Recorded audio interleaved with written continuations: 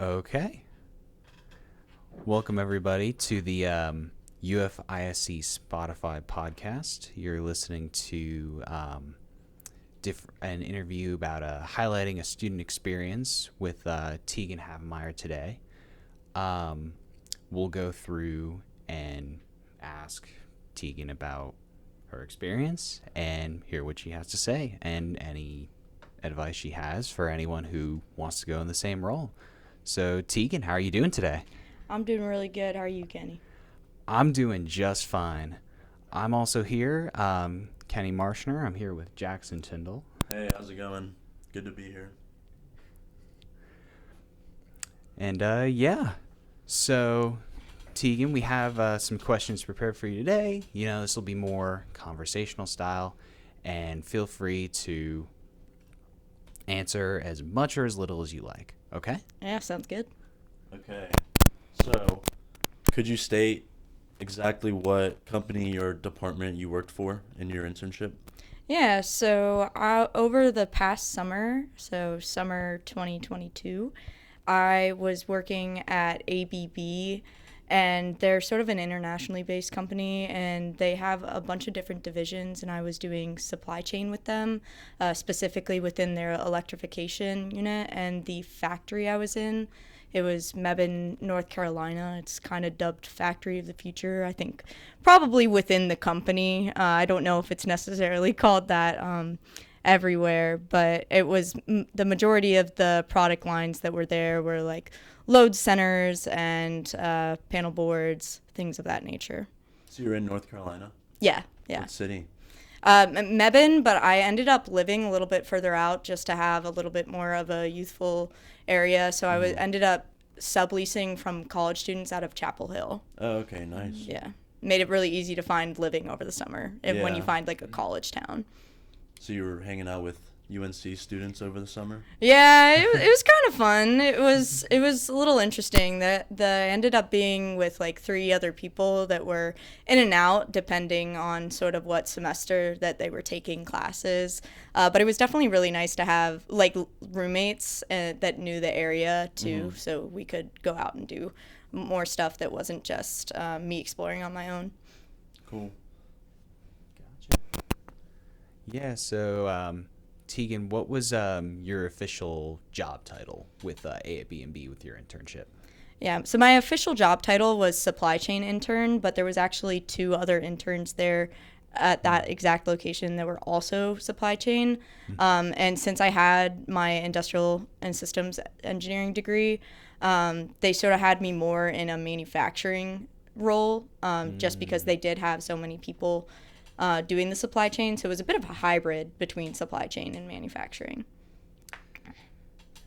How'd you find out about the internship or the opportunity? Yeah, so I actually did an internship with them the previous year. So I was doing sales engineering with them originally.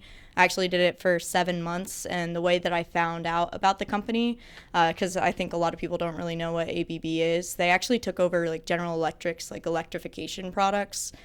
So a lot of their products actually do still have that GE logo on it, and it's slowly getting phased out to be ABB products. But I attended a seminar, and they were there. And then when I kind of reached out afterwards, I was just a sophomore when I was in that seminar.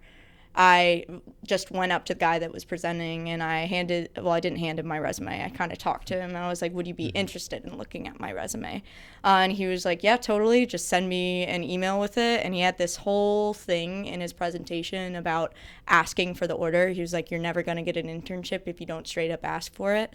And so that was sort of my subject line, was asking for the order. And he loved that.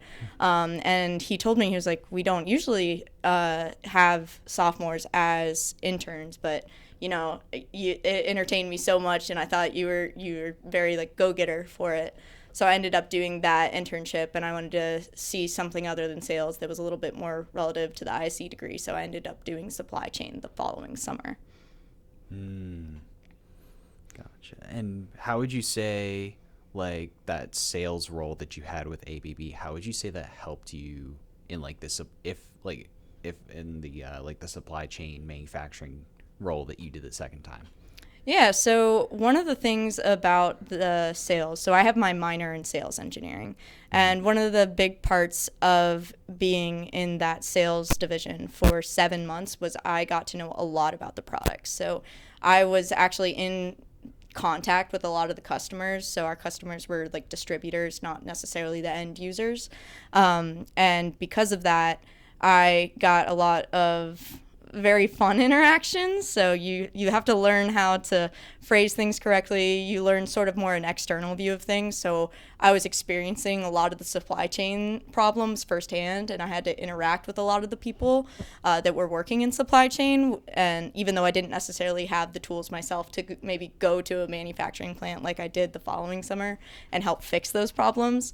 So you sort of see like the outside view of it, and it kind of gives you an appreciation. You have these people that have these orders that they're trying to get out to their customers, and they might be like 2-3 months late. So you kind of get a little more sympathy from that. And then also just from a interacting with the customer and your team. So it's very multidisciplined, because when I was trying to figure out how all these products work, I was communicating with engineers on the product lines. I was communicating with the supply chain manufacturers. There was a lot of different moving parts that I felt as an industrial engineer. I was able to pick up on it very quickly. And then after experiencing all these supply chain issues, it was sort of just like, okay, let me see what I can do on the inside. So that's sort of what I did the next summer. Cool. So you kind of built your way into it from one summer to the next. Yes, Very exactly. cool. So could you describe and you feel free to go as far in depth as you want, describe your responsibilities that came with the internship? Which one? The supply chain one. Yeah. So basically, I didn't even know what I was going to be doing until the day I got there. It was kind of crazy. I felt like a lot of my friends and maybe other engineerings had like a general idea of sort of the role. I genuinely only knew that I was going to be a supply chain intern. So I showed up the first day, and I was surprised how many young people were there. But on top of that, I was surprised how many Italians were there. It's a very international company, and my manager, he sat down. His name was Matteo. He sat me down and he was like, okay, here's the thing. We have this product line. It was specifically medium voltage switchgear, and it just got moved here, and we need to find space for all these breakers, and we also need to figure out the layout for the actual machines and the assembly lines that they're building them in. And so I had that responsibility. That was sort of my main task that I did as an intern, separate from the other ones. So that was more of like on the manufacturing side / supply chain hybrid type thing. But I was also doing Kanban, so you learn a lot about this in the lean manufacturing course. And so I think I put about over like 150 materials on the Kanban system over the course of the 3 months that I was there. And it was very much sort of not necessarily self-learning. I had several manufacturing engineers there. ABB has a rotational program that they do when you graduate full-time to go work for them. So there was a couple people that were very similar to my age that were technically full-time, that had been there several months before me, that had sort of been starting to work on this Kanban project. So I think they did a lot of the tweaking before I got there, and they were on a different product line. So I was given my own product line to put on the Kanban. And so I was doing that for the low voltage switchgear. So sort of going on to SAP and then figuring out the amount of product that was being used. So a lot of their problems was that they either had too much inventory of something or not enough inventory of something to be able to build the amount that they needed weekly or biweekly. So it was my responsibility to figure out by talking to the people on the assembly line who kind of have been there for years, and then also comparing that to the data that I'm getting on SAP and trying to find that like perfect number that we can store that's also on the line for them to quickly grab and then go through the cycle. Mm-hmm. So did you take lean before you did the internship? I actually didn't, but it would have been very helpful. I remember I showed up one day and So like I said before, my manager was Italian and he had a very thick accent, and he was telling me like all these terms with like Kanban, stuff like that. And I was like, what is Kanban? I don't know what this is.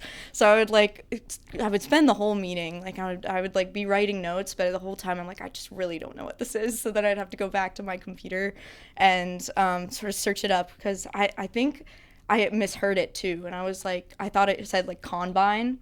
I thought that's what he was saying. So I was like searching it up, like Combine system. And then like this like whole machine was coming up. And I was like, I don't think this is what he means.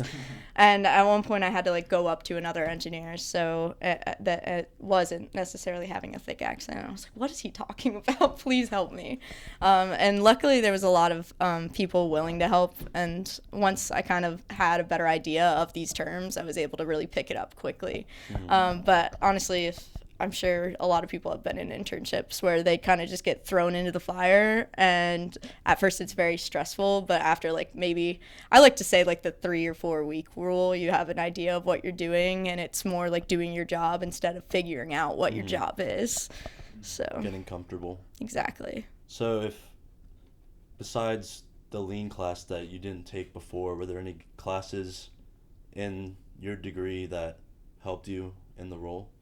Yeah, so I think engineering economy is honestly a very underrated class. It has a lot to do.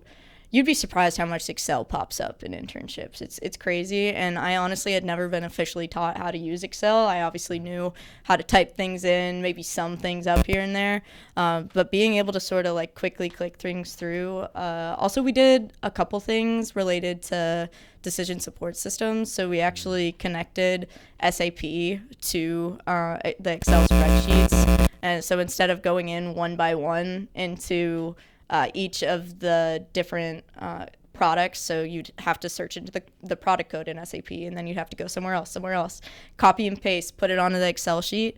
Basically all you had to do was, we already knew what every single one of the sort of like the SKUs and stuff like that, or like the product numbers within it. We already knew what all those were. So instead of manually doing that for every single unit, we kind of had a list where in one column there was all those numbers, and then we created a macro that when connected to SAP, it did all the calculations for us, and it took like maybe 5 minutes to do it all, whereas it probably would have taken us like 4 hours. And the benefit with that too is that anyone could use it, not just like a supply chain person. So maybe one of the engineers for some reason needs some of that info. They didn't have to know anything about SAP. They could just refer to the Excel sheet. So it's pretty cool. That's the magic of ISE right there. Yeah, exactly. Do what usually takes 6 hours and 5 minutes. Might take 10 hours to make it, but then after that, it's great. Yeah, exactly.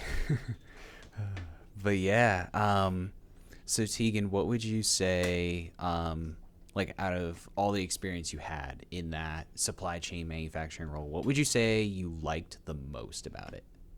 Yeah, so I honestly, I enjoyed the manufacturing side of it a little bit more than the supply chain side, because I did get to work with a lot more different people. So I was working specifically with the main engineer on that line, and we got to sit in a room and we were sort of mocking stuff up within AutoCAD for in terms of the layout of everything.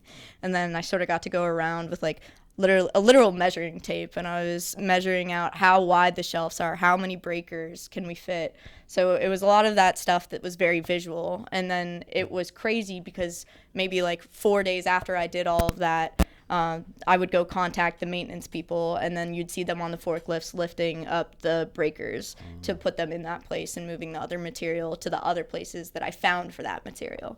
So it was very visual for me, whereas I feel like with the supply chain stuff, it wasn't as visual. I knew it was helping, but I couldn't really see it as much, at least in a shorter period of time. So I definitely really liked seeing the changes happening. Gotcha. What do you think, what did you learn from your experience that you think will help you in the future? I definitely think just like in technical and just like personal too.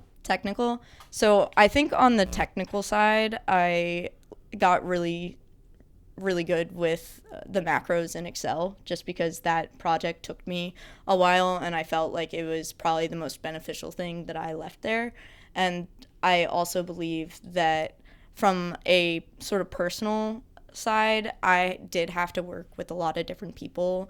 And when you're working with people on the assembly line versus engineers, and I'm also working with Italians and Americans, everyone has very different cultural as well as academic like levels to it. So I'm taking input from the assembly line people, and they're working with it every day. But there's also the engineers who might have like a higher level perspective of it, but they aren't necessarily on the line. So you're trying to interpret everyone's advice and taking everything with a grain of salt.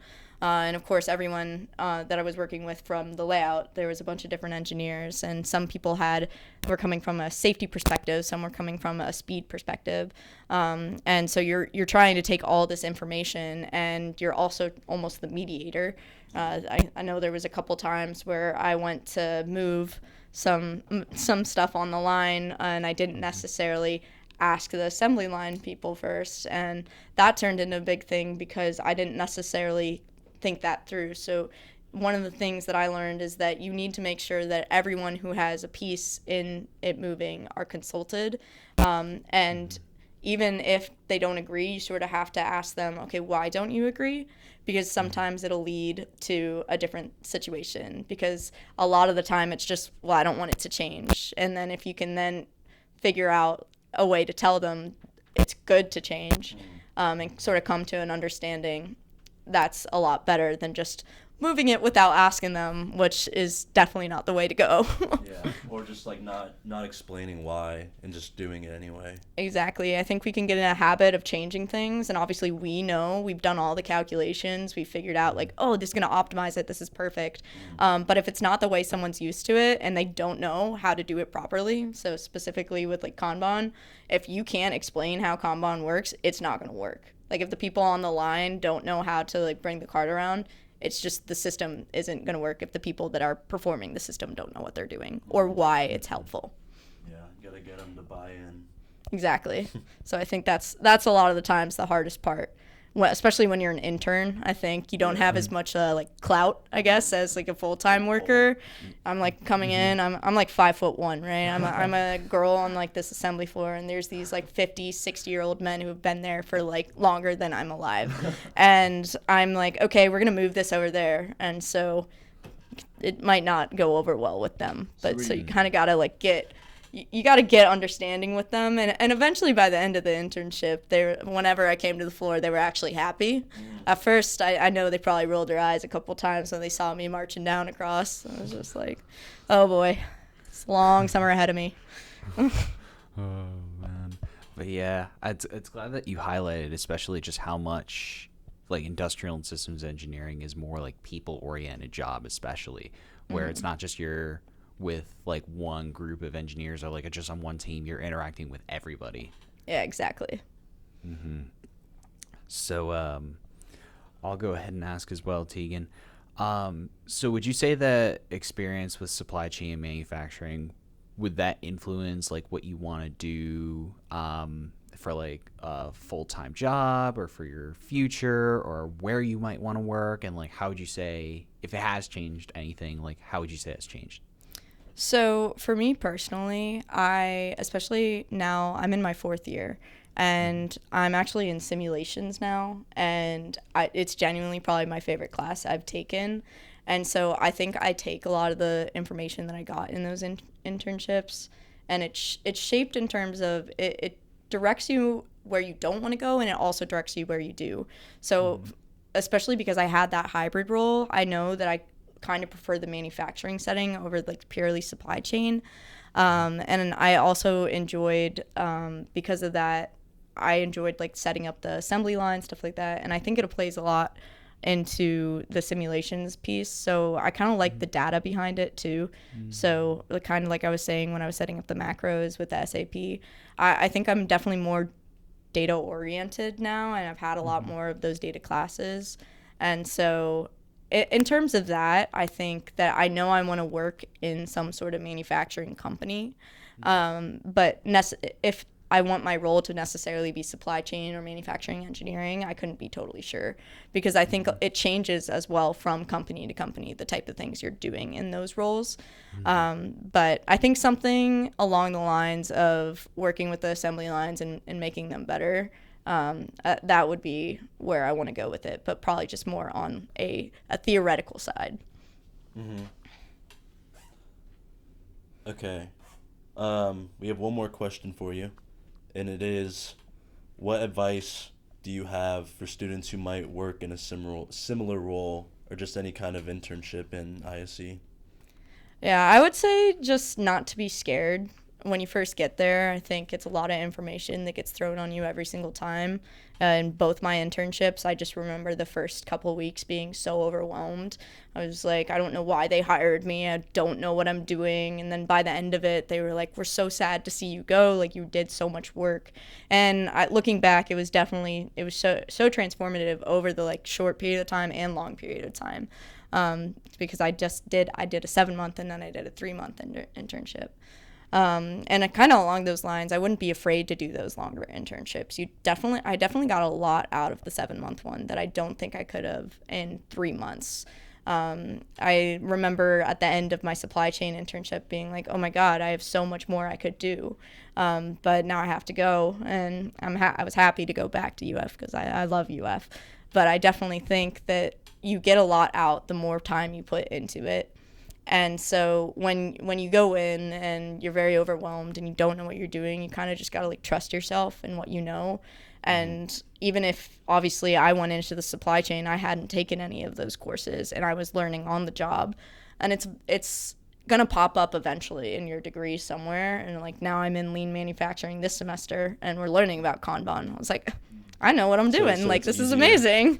Yeah. And so I just wouldn't be too scared. I wouldn't underestimate yourself because I think as IEs, we definitely have the skill set to learn things pretty quick, as well as just like understand these concepts. So even if it's something that you haven't necessarily taken in your curriculum yet, don't be afraid to try it. I think it's also great to just know, because you're going to learn stuff that you wouldn't in your curriculum. Like, it sounds so easy in lean manufacturing. They're like, yeah, you just print out these cards, figure out exactly how many you need, but how do you find that demand? How do you find all that stuff? So it gives you a better in-depth. So I definitely encourage, just if it sounds interesting, go for it, apply for it. You don't necessarily have to think that you're qualified, because you're probably more qualified than you think.